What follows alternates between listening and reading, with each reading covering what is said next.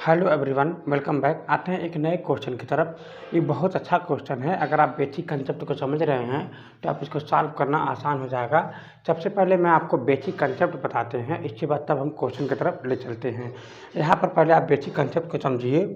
देखिएगा, यहाँ पर आपके पास विभाजन की बात कहती है। मान लीजिए विभाजन की बात, तो रेखा का विभाजन के रूप में पहली बात तो हमने 3 पार्ट में बात ले रहा हूँ। पहली बात तो मान लीजिए एक रेखा है, यहाँ पर इसका निर्देशांक मान लीजिए आपके पास x1 y1 x2 ये y2 है। यहाँ से यम दूरी पर और यहाँ से n दूरी पर जो बिंदु का निर्देशांक आएगा ये x कामा में y आएगा।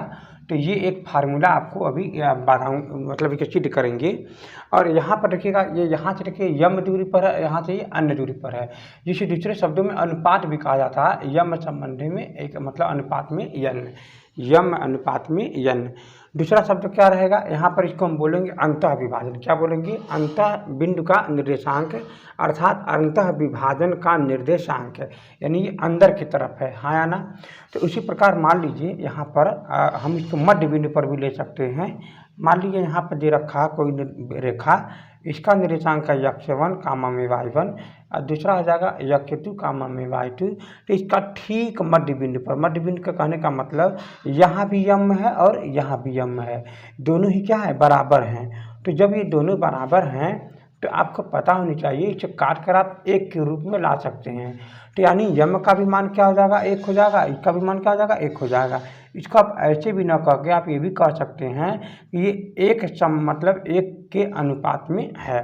तब इसका जो निर्देशांक जो होगा, अभी फार्मूला बताऊंगा x संबंधी में y को जो आप अनुपात निकालेंगे। और एक आपके पास जो रहेगा, मान लीजिए इसका बिंदु ए भी है, आप कंसेप्ट को समझिए। यहाँ पर सी हो जाएगा, फिर ए भी हो जाएगा, ये आपका भी सी हो जाएगा। हम एक और रेखा यहाँ पर ले रहे हैं जिसका निर्देशांक मान लीजिए यहाँ पर दे रखा है ए बिंदु है, यहाँ पर ये बिंदु बी है। इसका निर्देशांक मान लीजिए दे रखा है x1 y1, इसका निर्देशांक दे रखा है x2 ये y2। तो ठीक यहाँ से ध्यान से रखिएगा, अब इसके बाह्य बिंदु का, ये दोनों अंतः की बात हो रही थी। किसकी बात हो रही थी? अंतः की। ये दोनों में अंतः था, मतलब अंदर की तरफ था। लेकिन इसमें क्या है? ये बाह्य है, इससे क्या बोलेंगे? बाह्य बोलेंगे, मतलब ये बाह्य की तरफ जाएंगे। तो यहाँ बिंदु ए से, और यहाँ मान लीजिए कोई बिंदु है, यहाँ पर इसकी बिंदु सी हो गया। तो यहाँ से लेकर के यहाँ तक की ये यम दूरी पर है और यहाँ से लेकर के यहाँ तक ये अन्य दूरी पर है। तो इसको बोलेंगे ना, इसको अनुपात बोलेंगे, m संबंधी में n। ये एक अनुपात का काम करता है। लेकिन जो इसका जो निर्देशांक होगा ये x कामा में y, तो हम इसको अभी ज्ञात करेंगे। चलिएगा, अब बात को समझिएगा।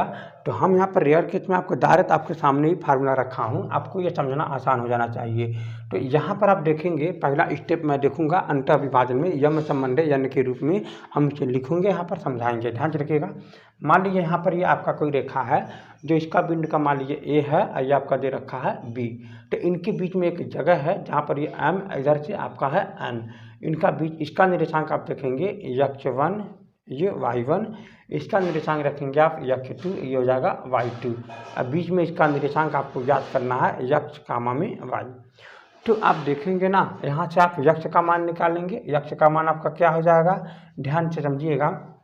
पहली कंसेप्ट में आपका क्या है कि आप देखेंगे ये जो टर्न है ना, वो मतलब एडिशन के रूप में मानी जाती है, कोई बड़ी बात नहीं है। तो यहाँ देखिए x का मान निकालने के लिए आप यम x2, ध्यान से समझिएगा, अर्थात यम x2 और फिर क्या हो जाएगा? प्लस ये क्या हो जाएगा आपका? ये n x1 बट्टे फिर क्या हो जाएगा आपका? ये यम प्लस में n। उम्मीद करते हैं आप ये बात समझ रहे होंगे।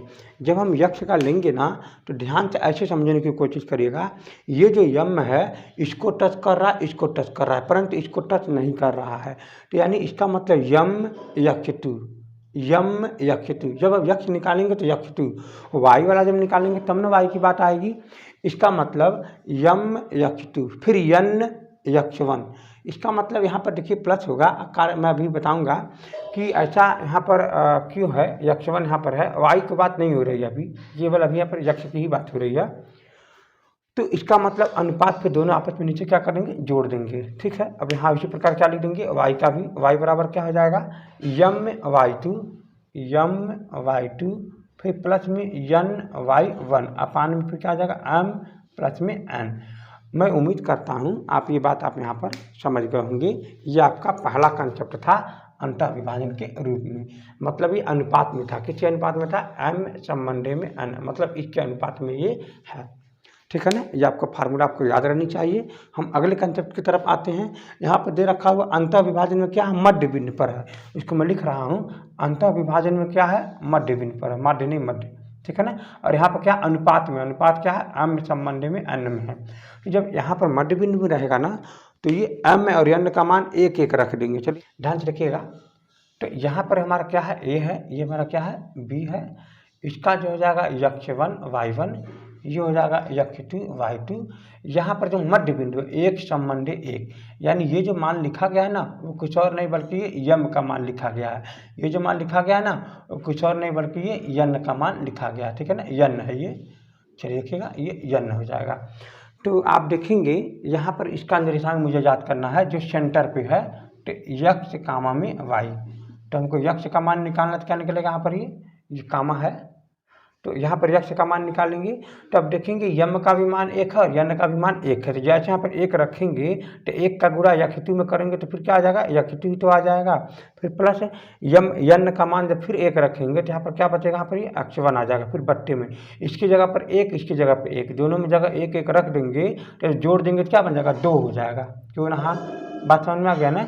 यानी ये किसका मान निकल गया, x का। तो ठीक उसी प्रकार जो यहाँ पर जो होता है, ये आपका हो जाएगा y इक्वल में y2 प्लस में y1 अपान में 2। अरे हाँ या ना, ये आप फार्मूला समझ गए होंगे। यानी जब मध्य बिंदु वाली ये बात आएगी ना, तो अब यही वाला कंसेप्ट यहाँ पर लग भी रहा है। यहाँ पर देखिएगा, अभी हम क्वेश्चन समझाएंगे, ये मध्य बिंदु का ही कंसेप्ट यहाँ पर लगेगा। तो बारीकी से समझते रहिए, काम आपका हो जाएगा। तो यहाँ पर क्या कह रहा है कि यहाँ पर देखिएगा x2 प्लस में x1 अपान में 2।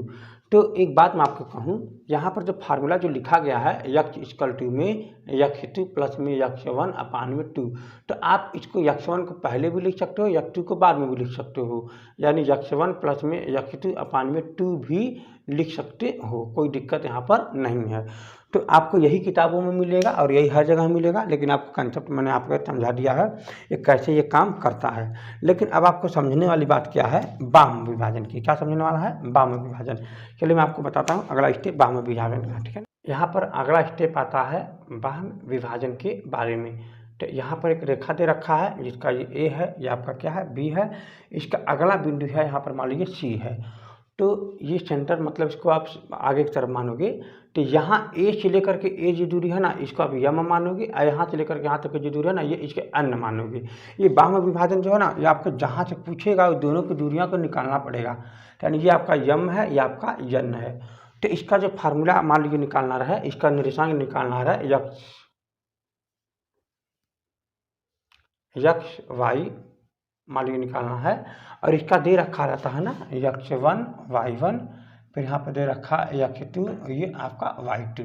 यहाँ पर क्या हो रहा है, ये वाला आपका m है ना, m किसको नहीं टच कर रहा है, इस वाले बिंदु को नहीं टच कर रहा है। इसका मतलब क्या लिख देंगे, x2, फिर माइनस n किसको नहीं टच कर रहा है, इसको नहीं कर रहा है, यानी x ये 1 हो जाएगा अपान, फिर यहाँ हो जाएगा m माइनस में n हो जाएगा।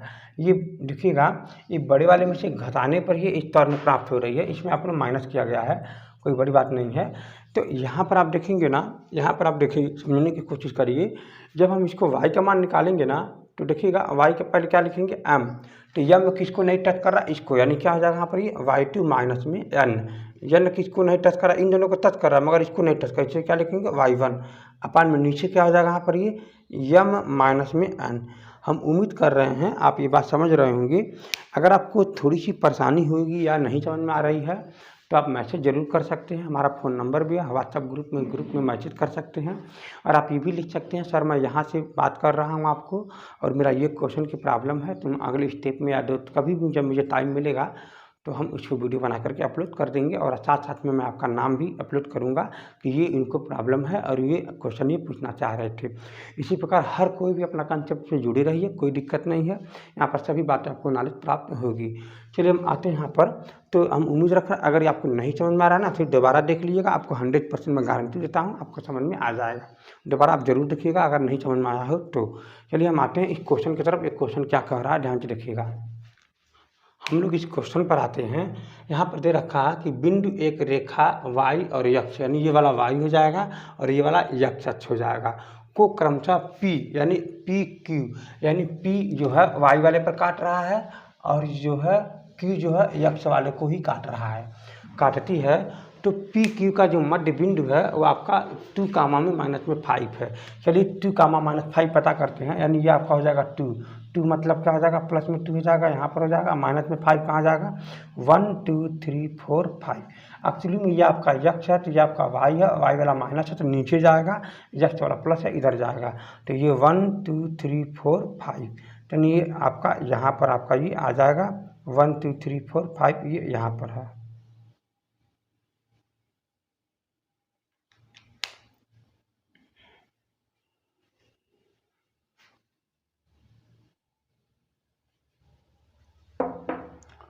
तो इसमें क्या कह रहा है कि इस बिंदु, ये जो बिंदु है एक पी क्यू का मध्य बिंदु है, ये पी क्यू का क्या है, मध्य बिंदु है। तो इसका मतलब ये हुआ, ये कहीं न कहीं ये रेखा जो है ना ऐसे करके वो जा रही हुई है, ऐसे करके वो जा रही हुई है, जो ध्यान से समझिएगा कि ये इस रेखा, मान लीजिए पहला क्या कहा है, ये वाई वाले को क्या कहा है, पी पर, तो वाई वाला ये है तो नहीं हो जाएगा आपका ये पी। अब फिर ये क्या कहा है, यक्ष वाला क्या है, ये क्यू, यानी यक्ष वाले पर कहाँ काटा है, ये क्यू पर काटा है, ये वाला बिंदु क्या क्यू है, बात को समझिएगा। तो यानी इसका बिंदु का निर्देशांक पी है, क्यू है, इसका निर्देशांक मान लीजिए पी है। तो कह रहा है कि इन दोनों बिंदुओं पर काटती है, तो फिर पी क्यू का मतलब इस पी क्यू का जो मध्य बिंदु है वो क्या है, इतना है। यानी ये वाला जो मध्य बिंदु है क्या है, इसका मध्य बिंदु, इसका मध्य बिंदु क्या बोलेंगे, 2 कामा में -5 है। मेरी बात को समझिएगा, इसका मध्य बिंदु कह रहा है 2 कामा में -5 है और कह रहा है तब पी और क्यू के निर्देशांक याद कीजिए, यानी इसका निर्देशांक पूछ रहा है और ये इसका निर्देशांक पूछ रहा है। चलिए मैं आपको कुछ बेसिक कॉन्सेप्ट बता दूं। इसका निर्देशांक हमको y वाला पता है कि y न ऊपर है न नीचे है, इसका मतलब p, यहाँ पर q की बात कर रहा हूँ, q वाले का मान इतना हमको पता है कि यक्ष का मान हमको नहीं पता है, तो इसीलिए हम इसकी जगह पर यक्ष मान लेंगे और y वाला क्या मानेंगे, 0 मान लेंगे। क्यों, क्योंकि ये यक्ष अक्ष पर जितनी भी रेखा गई, जितनी भी बिंदु हैं, यक्ष अक्ष पर सभी बिंदु, यक्ष अक्ष पर सभी बिंदु का निर्देशांक में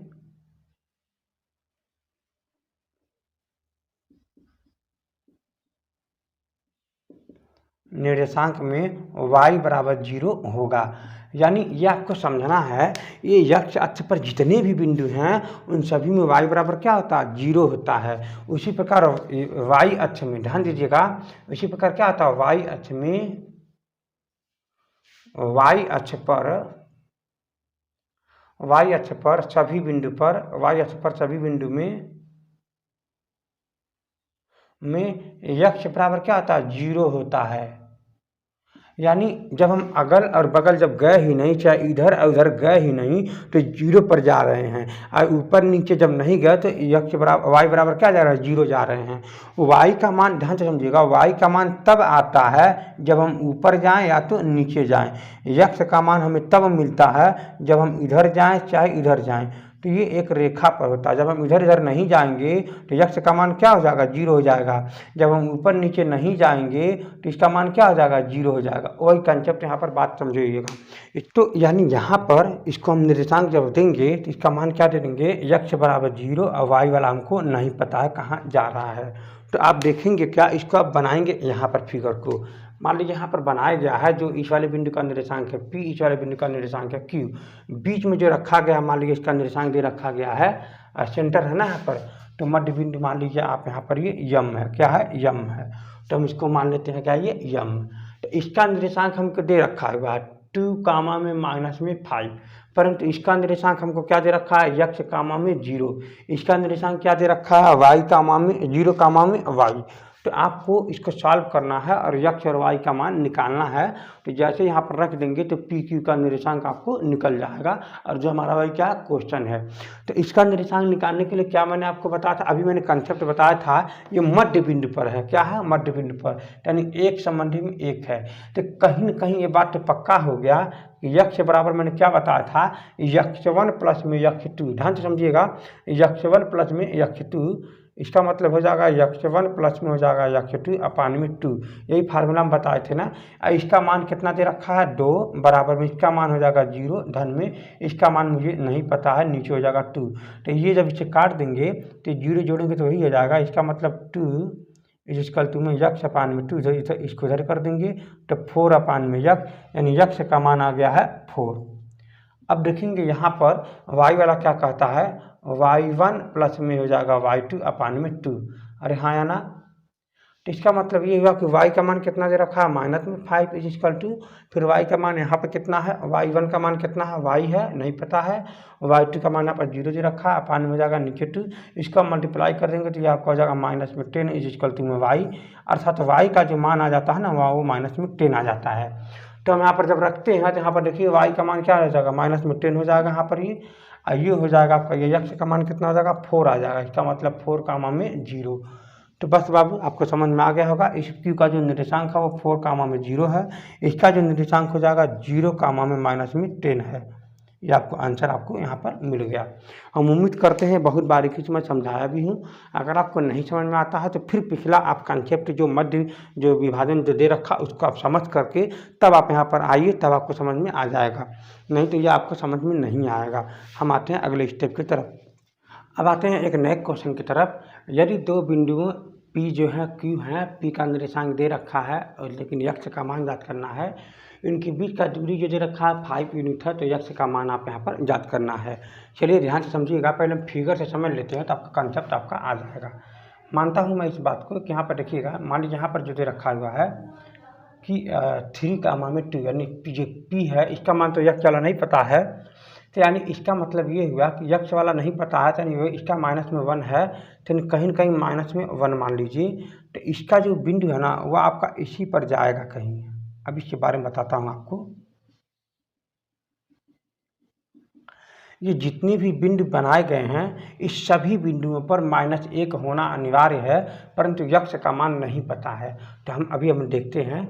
तो यहाँ पर देखिएगा ये हो जाएगा 3 कामा में 2, यानी दूसरा क्या बिंदु है 3 कामा में 2, यानी 3 कितने हो जाएगा, ये हो जाएगा 1 2 3 कामा में 2, यानी 1 2, यानी ये हो जाएगा आपका यहाँ पर।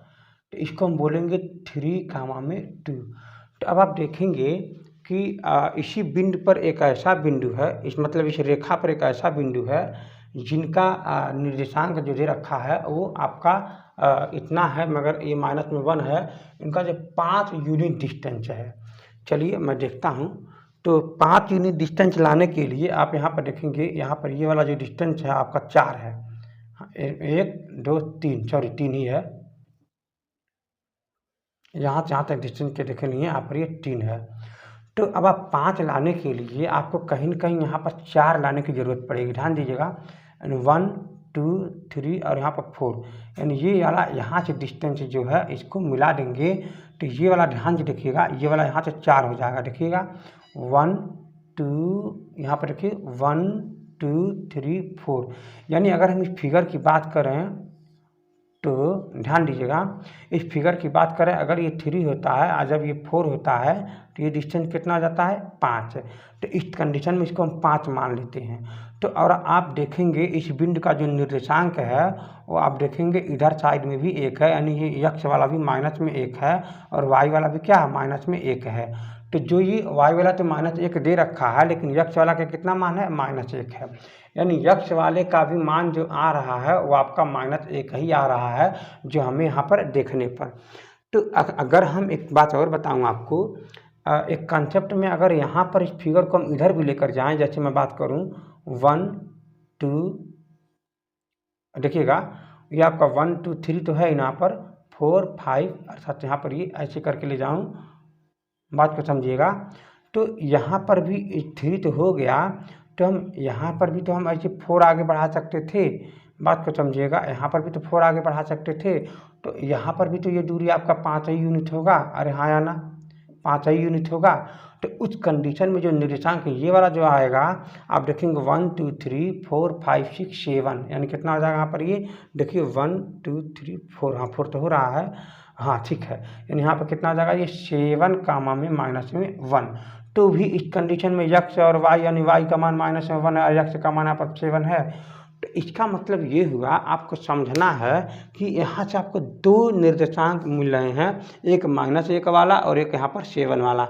और मैं बता दूं, दोनों भी आंसर ही सही हैं, लेकिन हम फिगर के अनुसार से समझ गए, लेकिन अब आपको इसको सॉल्व करना है। और सॉल्व में आप देखेंगे कि कौन सा यहाँ पर ये कंसेप्ट आ रहा है, और देखते हैं यहाँ पर आंसर। चलिए कंसेप्ट को समझते हैं। तो यहाँ पर देखिएगा, बारीकी से समझिए।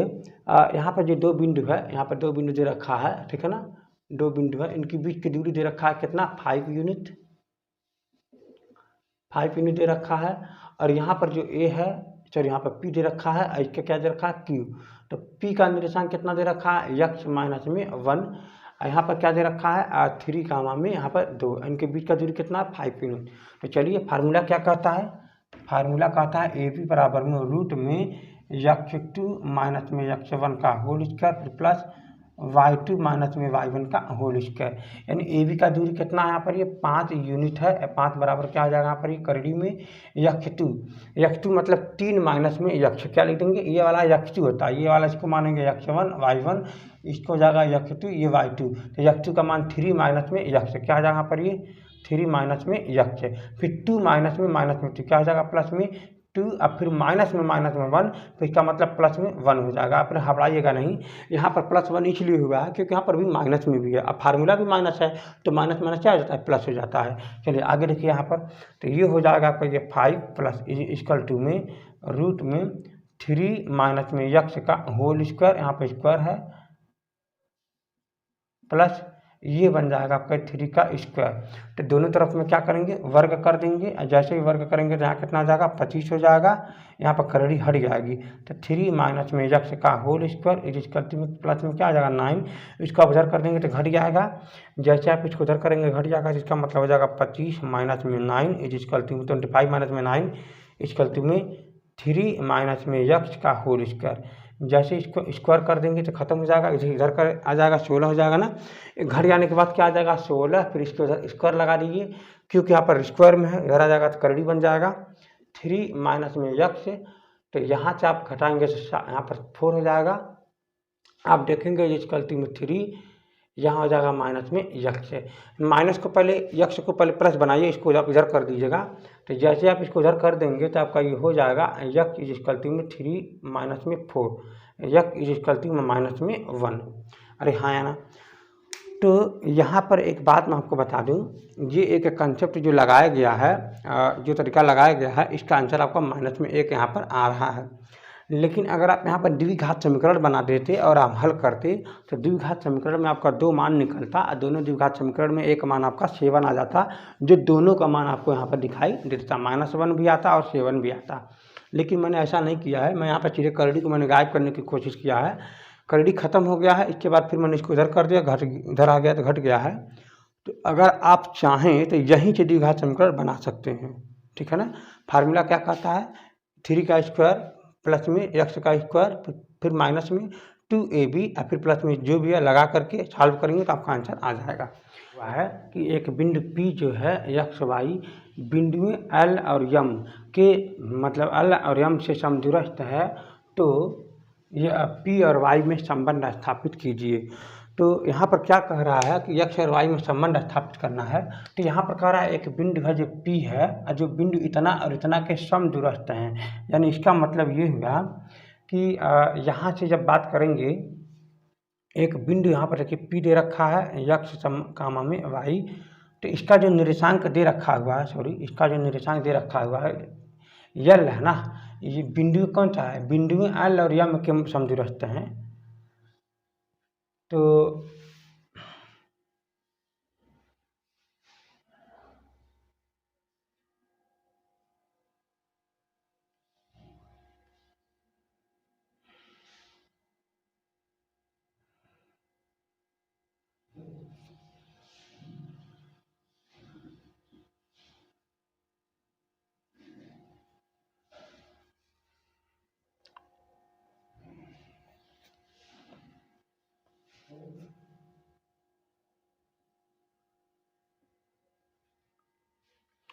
तो यानी ये जो बिंदु दे रखा हुआ है, ये बिंदु L है, ये बिंदु P है, ये बिंदु M है, यानी L और M के मध्य बिंदु पर ये P है।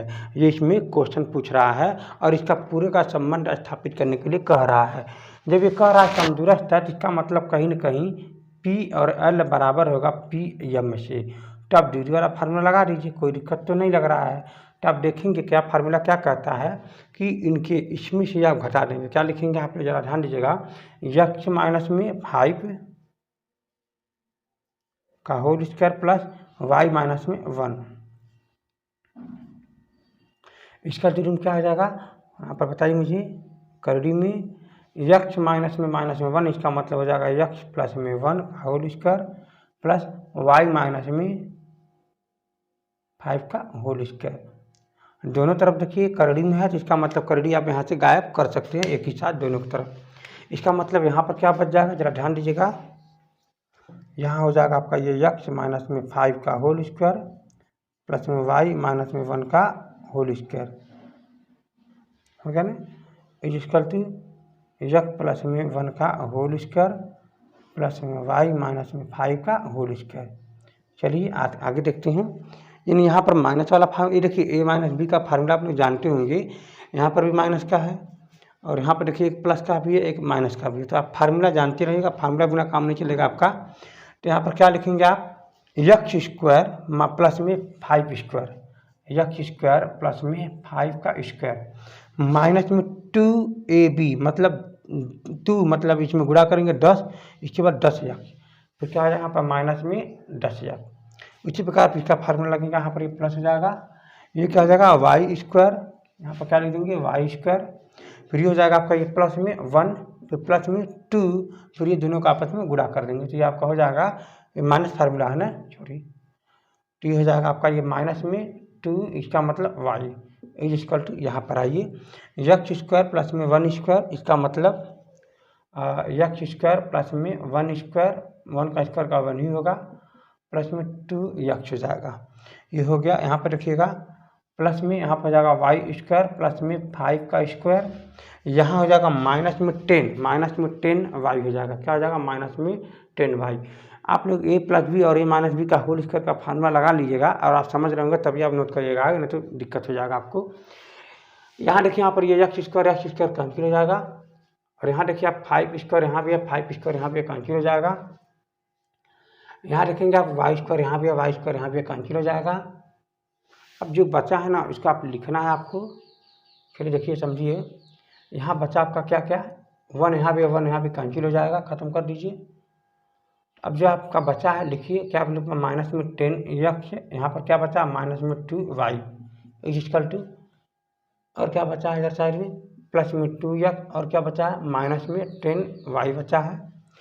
तो y वाले को एक तरफ कर दीजिए ना, y वाले को एक तरफ कर दीजिए, इधर आ गए y वाले को, इसको आप इधर कर दीजिए।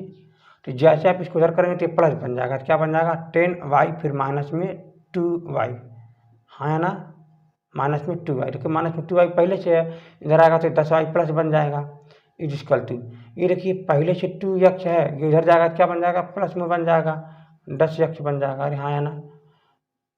तो ये आप घटा देंगे तो कितना बन जाएगा, 8y इज इक्वल टू में, ये आप जोड़ देंगे तो आपका हो जाएगा 10x बन जाएगा, अरे हाँ है ना, 10x बन जाएगा। तो अब आपकी मर्जी करे तो आप इसका संबंध तो यही है, इससे आप ज़्यादा मत कुछ करिए, नहीं दिक्कत हो जाएगा। तो बहुत कुछ कर सकते हैं, तो आप यहाँ से काट दीजिए 2 से, मान लीजिए यहाँ पर लिखा हुआ है 8y इज इक्वल टू में 10x लिखा है, 2 से काटेंगे तो यहाँ पर 4y बच जाएगा, यहाँ पर 2 से काटेंगे तो 5x हो जाएगा। और आप एक तरफ कर दीजिए, चाहे इसको आप इधर कर दीजिए, जैसे आप इसको इधर करेंगे तो इधर 0 बन जाएगा, तो 5x माइनस में 4y हो जाएगा, अरे हाँ है ना। इसका मतलब ये हो जाएगा कि 5x माइनस में 4y इज इक्वल टू में 0, एक क्या है संबंध बन गया। यही संबंध इसका सिद्ध करना था कि समदूरस्थ मतलब संबंध निकालना है, ठीक है। तो ये बात उम्मीद रख रहा है आप समझ गए होंगे। लेकिन हम ये सोच रहे हैं कि अगर ये रेखा सीधी रेखा होगी, अगर ये दोनों रेखा सीधी रेखा होगी, तो कहीं न कहीं इसका मध्य बिंदु का ये वाला समीकरण का फार्मूला बन जाएगा। बोलिए हाँ है ना। अगर ये दोनों रेखा मध्य बिंदु होगी तो ये कंसेप्टली यहाँ पर काम कर जाएगा, कोई बड़ी बात नहीं है, आपको परेशान नहीं होना है, ठीक है, आप समझ गए होंगे। तो अगर मध्य बिंदु अगर एक पूछे ना, मान लीजिए, अच्छा यहाँ से बात बताएं मुझे भाई कि आप यहाँ से क्या क्या निकाल सकते हैं। इसी कंसेप्ट में आप देखेंगे यहाँ पर, इसी कंसेप्ट में, इस कंसेप्ट में क्या है ज़रा देखिएगा कि y यहाँ रखिएगा 4y इक्वल टू में 5 में यक्ष दे रखा है। तो मैं बता दूं अगर ऐसी कंडीशन कभी आए तो आप इसे बट्टे में करिए। जैसे कि अगर आप 5 को इधर करेंगे और y को उधर करेंगे तो यहाँ पर बन जाएगा ये 4 में 5, 4 अपान में 5 इक्वल टू में यक्ष अपान में y। तो यानी y का जो मान है ना वो आपका 5 आ जाएगा और यक्ष का जो मान है ना वो आपका 4 आ जाएगा। यानी यक्ष बराबर कितना आ जाएगा 4 और ये y बराबर कितना आ जाएगा 5। तो ये जो मान है ना आप यहीं से निकाल सकते थे। जो y का जो साथ में जो गुणा रहता है वो कुछ और नहीं बल्कि दूसरे वाले का मान रहता है, और यक्ष वाले का साथ में जो गुणा रहता है y वाले का मान रहता है। आप यहीं से देख कर निकाल सकते हैं। यानी यक्ष बराबर क्या आ जाएगा 4 और y बराबर कितना आ जाएगा 5। तो क्या ये मध्य बिंदु करने पर ये सच में आ रहा है यक्ष बराबर 4 और y बराबर 5? मैं देखता हूँ, यहाँ पर समझने के प्रयास कीजिएगा। तो यक्ष का मान निकालने के लिए मुझे क्या कहता है कि यक्ष का मान निकालने के लिए कहता है अगर मध्य बिंदु है, मतलब एक सीधी रेखा में है, तो क्या कहता है कि इन दोनों का अंतर, मतलब सॉरी यक्ष वाले का योगफल। तो यहाँ पर रखेंगे 5 माइनस में 1 अपान में 2, तो यहाँ बन जाएगा आपका ये क्या हो जाएगा, ये दोनों को जोड़ना रहता था ना, तो जोड़ देंगे तो यहाँ हो जाएगा आपका 4/2, कट जाने पर यक्ष का मान 2 आ जा रहा है। y का मान आप देखेंगे यहाँ पर, y का मान यहाँ पर देखेंगे क्या हो जाएगा, यहाँ पर ये 1 प्लस में 5 अपान में 2, जोड़ने पर ही हो जाएगा आपका ये 6/2, कट जाने पर आपका आ जाएगा 3। चलिए मैं इस ग्राफ के अनुसार मैं समझता हूँ और इन दोनों बिंदुओं को मैं पता करता हूँ कि दोनों बिंदु सच में ये है कि नहीं है मध्य बिंदु का, ये दोनों मध्य बिंदु का है कि नहीं है। अगर देखा जाए यहाँ पर, तो p का मान मुझे क्या निकला है, यक्ष का यहाँ पर कितना है 2 है और y का मान कितना है 3 है। ये सच में मध्य बिंदु का है कि नहीं है। ये वैसे आपका जो क्वेश्चन पूछ रहा है ये सॉल्व हो चुका है। तो हम आते हैं अगले कंसेप्ट पर। देखते हैं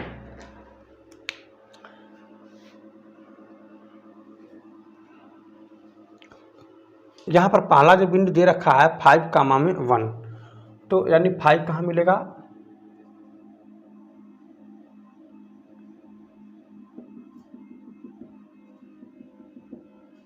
ये बिंदु जो है ना L है, जो L 5 कामा में 1 है। अरे हाँ या ना, देखिए 5 यक्ष हो गया और 1 y 1 हो गया। यहाँ पर देखिएगा -1 कामा में 5, क्या है -1 कामा में 5, तो -1 कौन सा है नीचे, ये -1 कौन सा है, यक्ष वाला घर टाइप है, ठीक है ना, -1